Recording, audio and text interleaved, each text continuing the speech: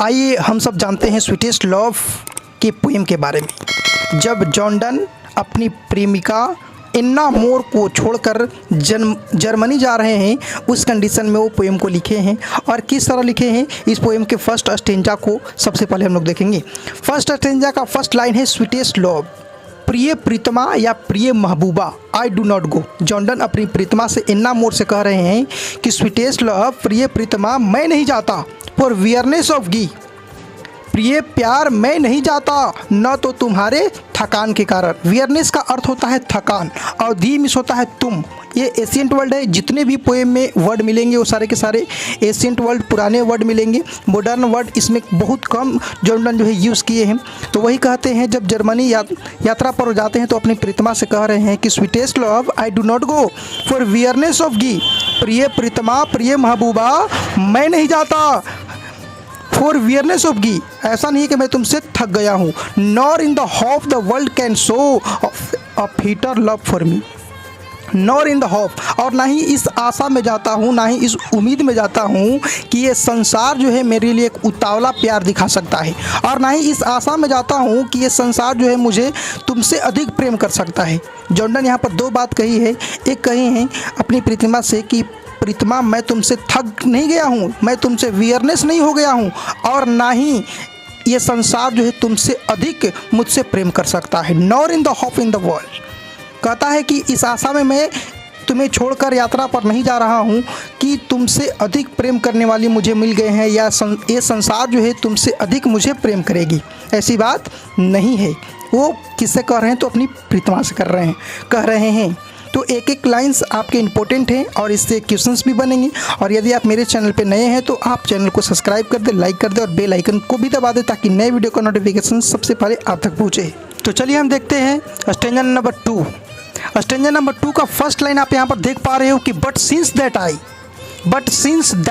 आई, कहता है कि मगर ऐसा है कि मैं यानी कौन, जॉन डन, मगर ऐसा है कि मैं must die at last is best, लेकिन ऐसा है कि मैं निश्चय ही अंत में मर जाऊंगा, लेकिन ऐसा है कि मैं अंत में मर जाऊंगा और सभी को एक न एक दिन मरना ही है, सबको लास्ट में एक न एक दिन मरना ही है। To use myself in jest, to use myself in jest, यही मेरे लिए सबसे अच्छा रहेगा और यही मेरे जीवन के लिए सबसे अच्छा रहेगा, सबसे अच्छा पल्क रहेगा अपने आप को दिल लगी में लगाने का। 10 by find death to die, और अपने आप को दिल लगी में लगाने का और संसार को छोड़कर मृत्यु को गले लगाने का।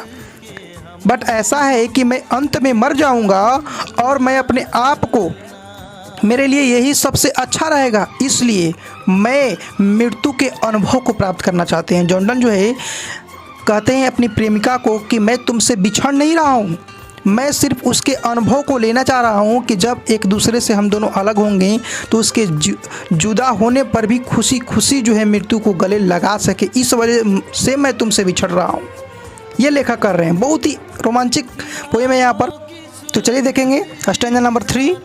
इसका फर्स्ट लाइन है कि yesternight the sun went hence. Yesternight का अर्थ होता है गत रात्रि, यानी कि जो रात बीत गया है उसकी बात कर रहा है। यस्टर नाइट द सन, और सन मतलब सूरज होता है, SUNNE का अर्थ होता है सूरज, यानी कल रात जो है सूरज अस्त हो गया था, डूब गया था, चला गया था।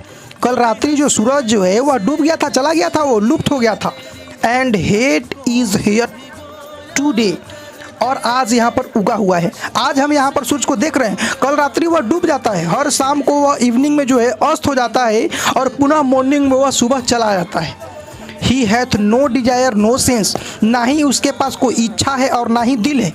सूरज के पास ना ही कोई इच्छा है ना ही कोई दिल है। इस लाइन से एक आपका ब्रेफली क्वेश्चंस बनता है, उसमें पूछता है, एक ब्रेफली क्वेश्चंस आपका वहाँ पर आता है, उसमें पूछता है कि what are things that the sun does not have, यानी क्या क्या वस्तुएं जो है सूरज के पास नहीं है। ये क्वेश्चन है आपके ब्रेफली में। तो आपका आंसर यही होगा कि the sun has no desire और नॉर सेंस। याद रखिएगा, ये हैज नो डिजायर कि सूरज के पास ना कोई इच्छा है और ना ही दिल है, nor half so short away, और ना ही कम लम्हे में इसके पास कोई जीवन साथी है, और ना ही कम लम्हे में इसके पास कोई जीवन साथी है, फिर भी समय से उग जाता है और समय से चला आता है। बहुत बढ़िया लाइन यहाँ पर है। नेक्स्ट लाइन में स्टेंजा में समझ में आएगा कि क्या कहने का मतलब है। तो देखते हैं फोर्थ स्टेंजा में कहता है कि then fear not me, then fear not me, और मेरे पास तो ऐसी बात नहीं है और मेरे लिए तो ऐसी बातें हैं, मैं ऐसा कर नहीं सकता, बट बिलीव दैट, लेकिन इतना विश्वास रखो, इतना आशा रखो, मुझसे नफरत मत करो, that I shall make a speedier journey since I take.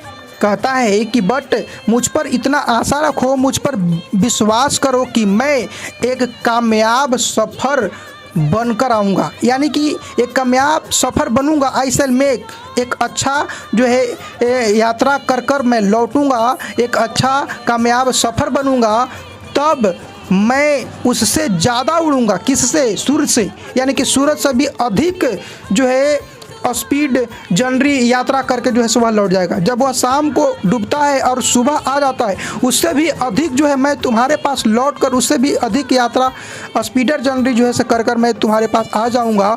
More wings and spurs than he, कहने का मतलब है कि मैं उससे भी बड़ा पंख लगाकर, सूर्य से भी बड़ा पंख लगाकर मैं तुम्हारे पास उड़कर चला आऊँगा, सूर्य से भी बड़ा पंख लगाकर मैं तुम्हारे पास उड़कर चला आऊँगा। इसलिए तुम चिंता मत करो, तुम रो मत। वो अपनी प्रेमिका को बार बार समझाते हैं कि सूर्य जब उग जाता है उसके पास ना कोई इच्छा है ना डिजायर है, फिर भी वह समय से उगता है और समय से डूब जाता है, तो उससे भी बड़ा पंख लगाकर मैं तुम्हारे पास चला आऊँगा।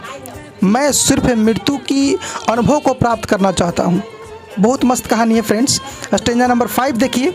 स्टेंजा नंबर 5 का है फर्स्ट लाइन की, oh how feeble is man's power.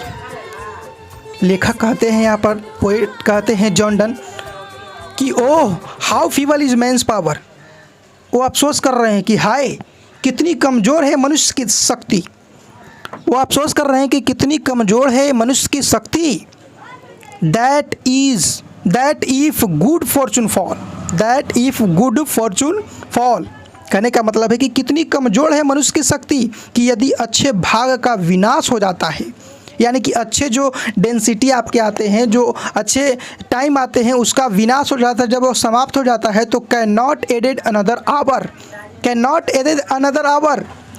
जब विनाश हो जाते हैं तो आदमी न तो दूसरा पल पा सकता है, न तो वो दूसरा पल ला सकता है, जो अनदर आवर जो गुजर चुका है अच्छे दिन वह नहीं आ सकता है, और nor a lost hour recall, और ना ही खोए हुए पल की वापसी की जा सकती है।